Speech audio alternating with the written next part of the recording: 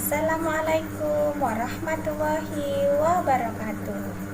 Saya Julfa Khairani dari SD Negeri 054876 Cinta Dapat, Kecamatan Selesai, Kabupaten Langkat, Provinsi Sumatera Utara.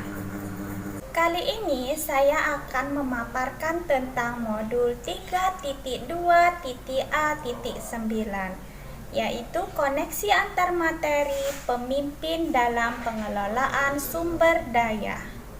Sekolah merupakan interaksi antara faktor biotik dan abiotik. Artinya, sekolah adalah tempat berinteraksi antara manusia dan juga benda. Dan kita sebagai manusia harus bisa mengelola sumber daya yang ada di sekolah kita dengan tepat sehingga dapat bermanfaat bagi pembelajaran di sekolah. Ada dua pendekatan yang dilakukan untuk mengelola sumber daya. Yang pertama, pendekatan berbasis kekurangan atau cara pandang yang negatif. Yang kedua, pendekatan berbasis aset atau kekuatan dan cara pandang yang positif. Pendekatan berbasis kekurangan lebih berfokus kepada apa yang menjadi kendala, apa yang tidak bekerja, dan apa yang menghambat. Dan yang kedua, pendekatan berbasis aset. Nah, dalam pendekatan ini lebih mengutamakan tentang hal-hal yang positif, sehingga membangun diri untuk menciptakan ide-ide kreatif untuk memanfaatkan sumber daya yang ada. Pendekatan ini lebih bertumpu kepada kekuatan yang kita miliki, sehingga tercipta gagasan-gagasan yang bisa memanfaatkan sumber daya yang ada, sehingga kita dapat memanfaatkan untuk pembelajaran yang bermanfaat bagi siswa kita. Keselarasan dan keharmonisan sekolah kita dapat terwujud jika antara interaksi biotik dan abiotik itu selaras. Apa aja sih faktor biotik?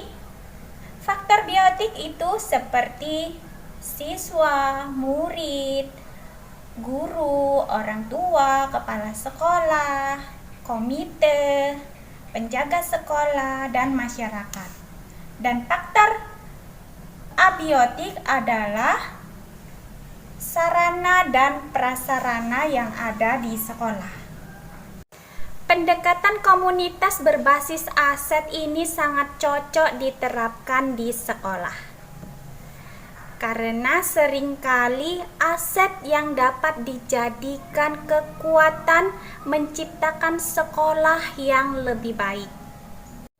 Ada 7 modal utama yang ada di sekolah atau aset utama yang ada di sekolah. Yang pertama, modal manusia. Yang kedua, modal sosial. Yang ketiga, modal fisik. Yang keempat, modal lingkungan atau alam. Yang kelima, modal finansial. Yang keenam, modal politik. Yang ketujuh, modal agama dan budaya. Sebagai pemimpin, kita harus lebih peka terhadap lingkungan sekitar kita, sehingga kita bisa menentukan tindakan apa yang tepat untuk kemajuan sekolah kita. Dalam melakukan tindakan, tentunya kita harus berkolaborasi dengan faktor-faktor biotik yang ada di sekolah. Kita tidak bisa bekerja sendiri tanpa bantuan dari rekan atau komunitas yang ada di sekolah kita. Dan tentunya kita harus lebih fokus kepada kekuatan dan aset yang kita miliki. sehingga kita berpikir untuk kedepannya kita bagaimana kita akan maju dan bagaimana kita akan berhasil mencapai tujuan kesuksesan kita. Sebelum saya mempelajari modul ini, saya lebih berpikir berbasis masalah. Saya lebih memikirkan kenapa ya kok kurang? Bagaimana ya? Seharusnya kan harus seperti ini. Nah gitu. Tetapi setelah saya mempelajari modul ini ternyata merubah pemikiran saya. Yang sebaiknya adalah kita lebih menggali potensi yang kita miliki dan potensi yang ada. Kita lebih memanfaatkan tentang apa yang sudah ada, itu kita manfaatkan. Tidak lagi berpikir tentang kekurangan, harus seperti ini kah, harus begini, seharusnya seperti ini, nah gitu. Tetapi setelah mempelajari modul ini saya lebih paham ternyata kita harus lebih berpikir berbasis kekuatan atau berbasis aset yang ada. Jika kita kaitkan dengan pembelajaran yang sudah kita lalui, yaitu tentang filosofi Ki Hajar Dewantara. Tugas pendidik adalah menuntun segala kekuatan kodrat yang ada pada anak-anak dan menjunjung tinggi kebahagiaan yang setinggi-tingginya, sehingga siswa bisa mencapai kebahagiaan yang setinggi-tingginya sesuai dengan kodratnya. Dan kita sebagai pendidik hanya menuntun, mengarahkan, memberikan motivasi dan memberikan dorongan agar siswa menjadi pribadi yang lebih baik sesuai dengan kodrat yang ia miliki. Sebagai pemimpin harus bisa mendorong guru-guru untuk bisa melaksanakan pembelajaran berpihak kepada murid dan menjunjung kebahagiaan yang setinggi-tingginya sehingga pembelajaran menjadi lebih menyenangkan.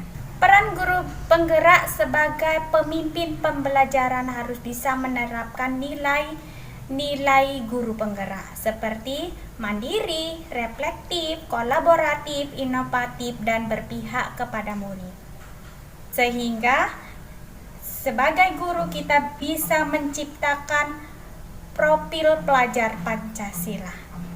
Sebagai pemimpin harus bisa menyusun visi misi yang berpihak kepada murid, sehingga pembelajaran lebih berpihak kepada murid. Pembelajaran berdiferensiasi lebih mengelola sumber daya sesuai dengan minat dan bakat yang dimiliki oleh peserta didik, sehingga pembelajaran lebih bermakna dan lebih menyenangkan sesuai dengan potensi yang dimiliki. Coaching diperlukan untuk menggali potensi yang ada pada peserta didik sehingga kita sebagai pendidik bisa menggali potensi yang dimiliki oleh peserta didik.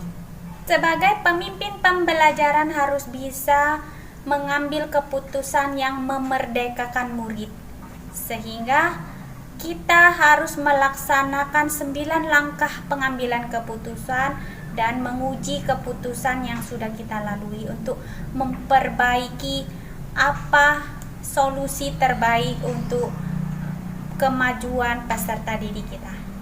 Demikian pemaparan saya tentang koneksi antar materi pemimpin pembelajaran dalam pengelolaan sumber daya.